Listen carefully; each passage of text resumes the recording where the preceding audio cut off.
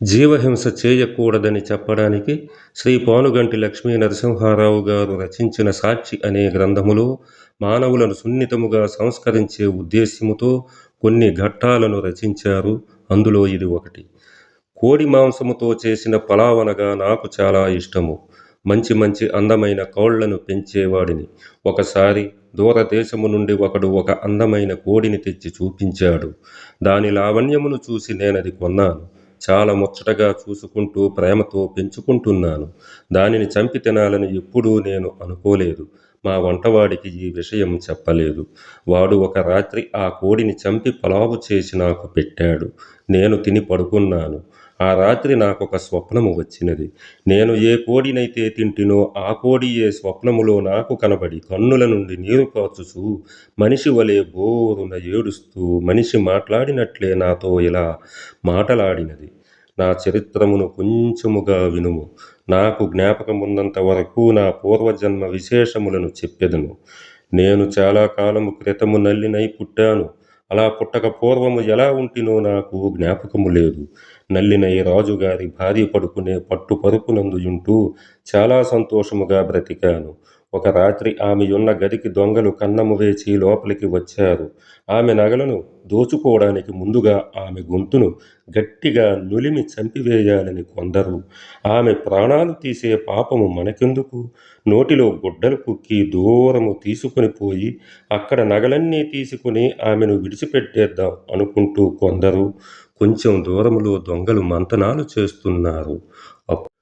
నాకు ఆకలిగా యున్నందున కడుపు కక్కుర్తికై మెత్తనైన రాణుగారి బొగ్గపై గట్టిగా కుట్టాను. అమ్మయ్యో అని ఆమె లేచెను. చుట్టుపక్కల పడుకొని ఉన్న దాసీలు ఏమమ్మా ఏమమ్మా అని అరుస్తూ లేచారు. దొంగలు పోవుటకు తెరిచియుంచిన ద్వారము నుండి పారిపోయారు. నా వలన జరిగిన మేలు వలన కొంతకాలానికి నేను ఒక రాణికి దాసినై పుట్టాను. నేను చాలా అందముగా ఉండేదాన్ని. మా రాణిగారికి ఒక కుమారుడు ఉండేవాడు. వాడు చాలా అందముగా ఉండేవాడు. ఆయన్ని పెండ్లి చేసుకోవాలని నాకు బలమైన కోరిక ఉండేది. కానీ నా కోరిక తీరదని నాకు తెలుసు. అయ్యో, దాసివంశమున పుట్టితిని గదా!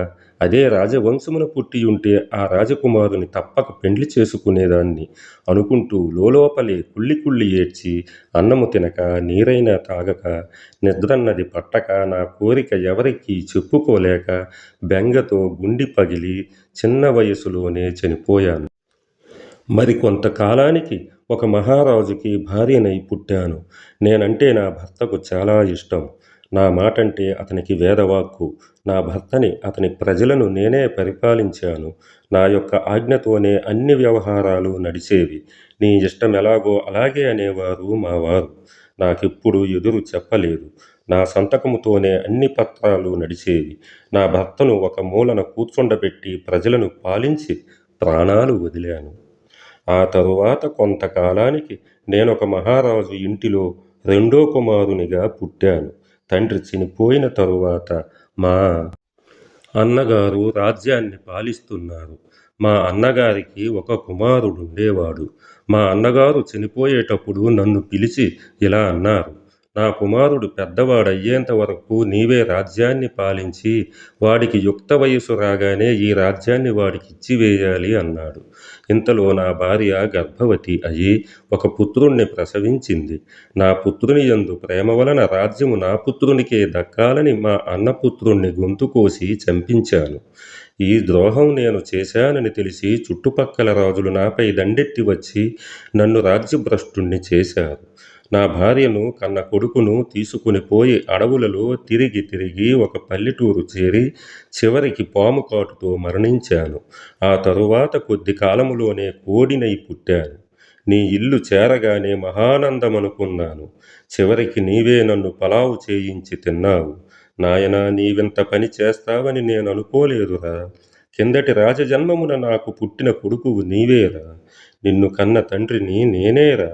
ఇలా కోడి పెద్ద గొంతుతో గుండె లవిసేలా ఏడుస్తూ ఉండగా నేను గబుక్కున లేచి వంటవాడిని పిలిచి నా కోడి ఏదని అడిగాను. పలావు పెట్టితినన్నాడు. నా తండ్రిని చంపి నాకు పెట్టితివా అని గట్టిగా ఏడ్చాను. నాకు దయ్యము పట్టెనా మతిపోయెనా అని ఎంచి మాంత్రికులు వైద్యులు వచ్చారు. నేను ఆ గ్రామమును విడిచిపెట్టి దేశ సంచారినై మాంసమును తినడం మానివేశాను. పాలు మాత్రమే త్రాగుచూ క్షత్రియుడనైన యోగి వలె జీవించాను అని చెబుతూ రాజకుమారుడు కథను ముగించాడు. ఇక సెలవు.